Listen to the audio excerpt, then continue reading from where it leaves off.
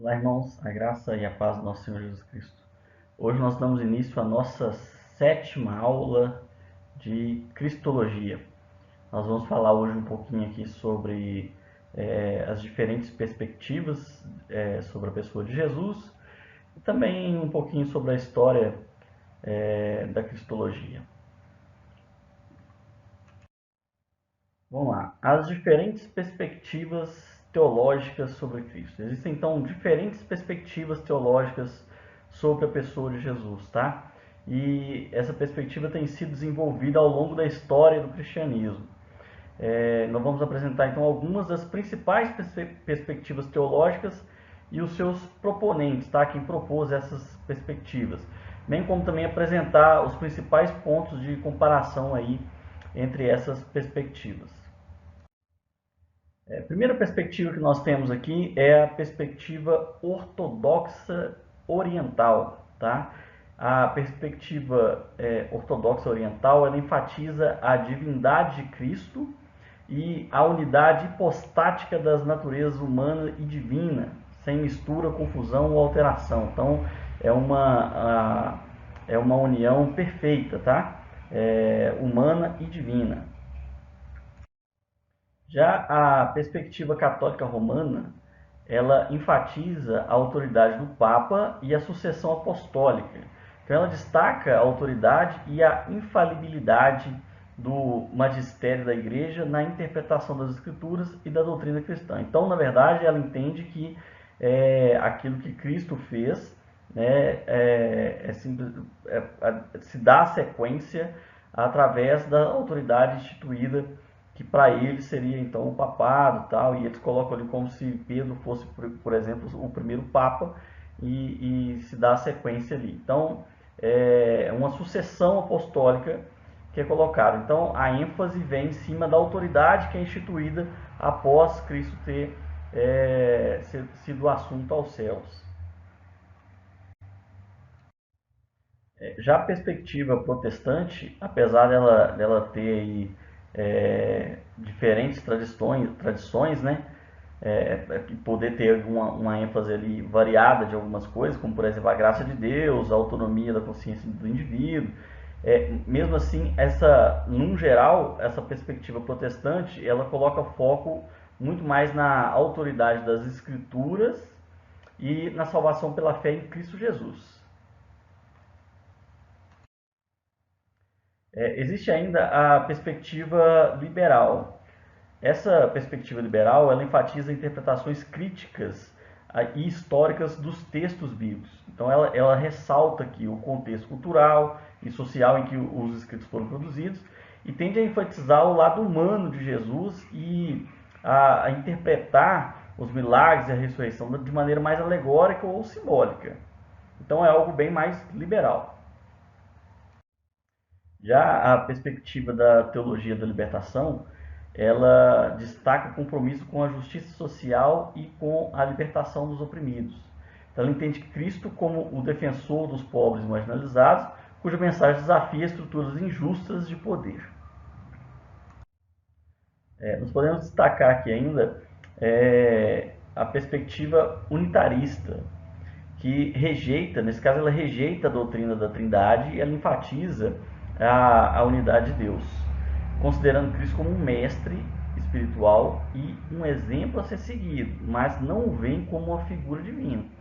Nós temos algumas seitas, algumas denominações, religiões, que são consideradas aí unitaristas. Dentre elas, mais famosas, nós temos aí a ciência cristã, nós temos os mormons, o testemunho de Jeová e também os cristadelfianos.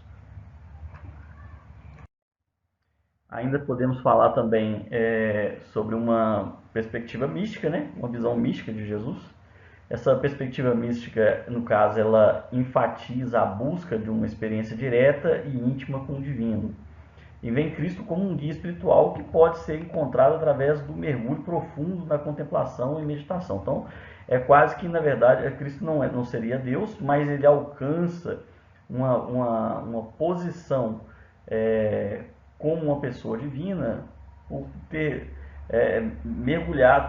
por mergulhar profundamente ali numa busca mística, de experiência ali espiritual, né? Então, nesse caso, qualquer pessoa poderia alcançar um patamar como Cristo alcançou, né? Então, não dá para ser visto como Deus, embora esse mergulho poderia mostrar ali características de um ser divino. Tem ainda uma perspectiva humanista.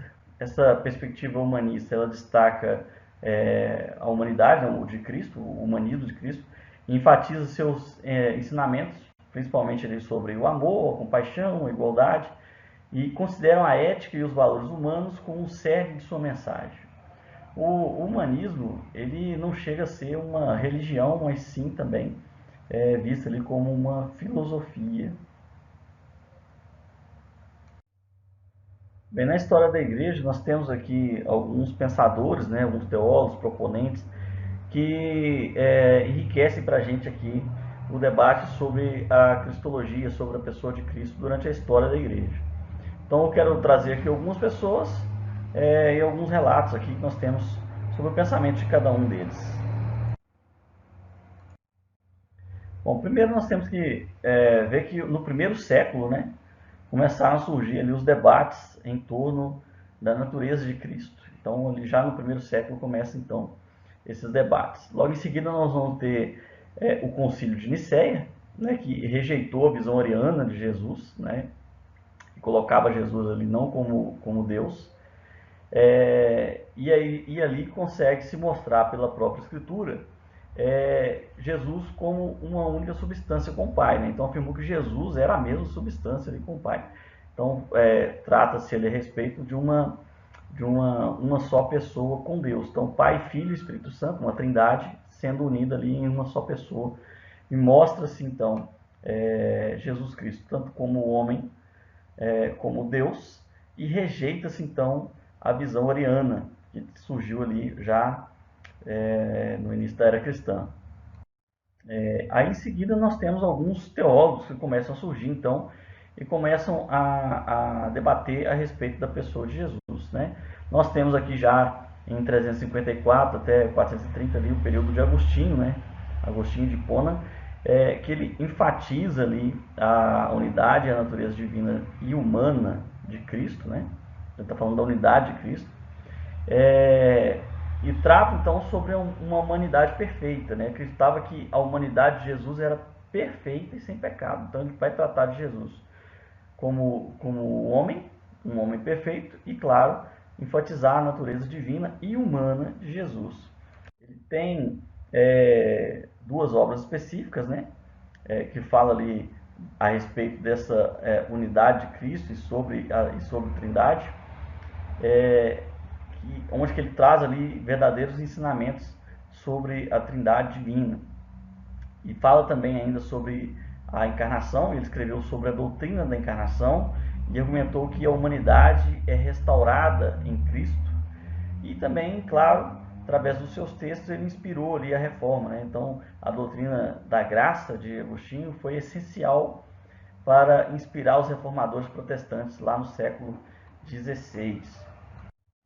Já no século XIII, nós temos Tomás de Aquino, né, que enfatiza a união hipostática de Cristo, então, portanto, uma união perfeita de Cristo, né, a respeito ali, da natureza divina e humana, que ele afirmava que Jesus possuía, sim, então, essa natureza divina e também uma natureza humana. Então, nós estamos vendo vários teólogos e pensadores trazendo ali sobre Jesus a respeito dessa natureza que ele tinha, tanto humana quanto divina. Tomás de Aquino também tem ali suas obras, né, onde que ele escreve a respeito, escreve extensivamente, né, sobre a natureza de Jesus como um ser divino humano, e também seus ensinamentos influenciaram os pensamentos católicos romanos e a filosofia ocidental por gerações. Chegando no século XVI, nós temos então os reformadores, né?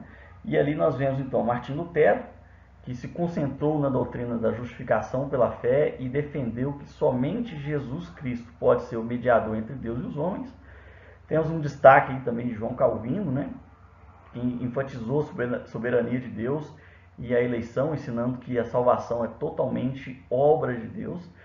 Claro que nós vamos ter outros reformadores ali também, mas eu quis destacar esses dois que são mais discutidos e debatidos no meio teológico. Friedrich, ele também aqui destaca a doutrina da redenção, e ele destacou a importância do sentimento religioso e defendeu que Jesus era mais um ponto de partida para a experiência espiritual em vez de ser a própria redenção. Então ele discorda um pouco sobre alguns pensamentos mais ortodoxos que nós temos a respeito de Jesus. Ele enfatizou também a importância de Jesus como um exemplo para toda a humanidade, defendendo que ele é a ponte entre o finito e o infinito, o passado, o futuro, o humano e o divino.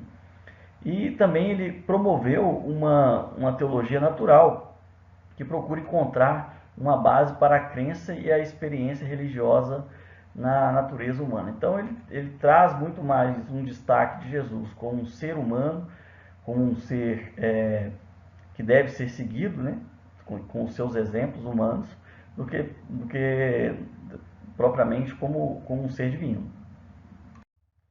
Já mais na atualidade nós temos Calbart, uma doutrina mais cristocêntrica. Ele traz aqui então uma cristocentricidade e ele insistiu na importância de centrar todas as coisas em Jesus Cristo. Argumentou que a revelação divina é única através de Jesus.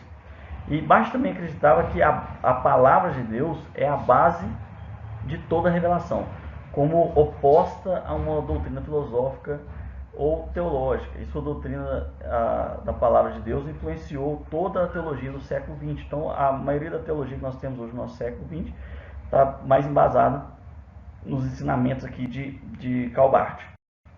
E traz um neopragmatismo, então, né?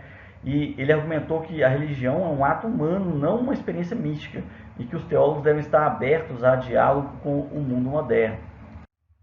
Barth já está aqui no final do século XIX, início do século XX, e ele traz então, ele enfatiza então a soberania e a transcendência de Deus em sua cristologia.